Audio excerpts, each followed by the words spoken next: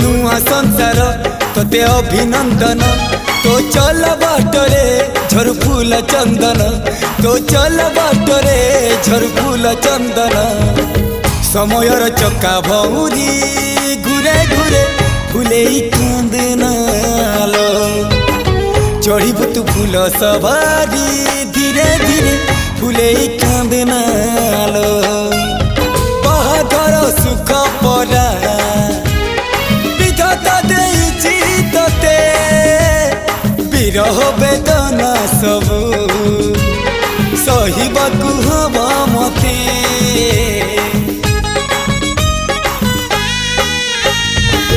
सिंथी तो रहेला सिंदूरी धारे धारे फूले कांदनालो चढ़ीबु तू फूल सवारी धीरे धीरे फूले कांदना।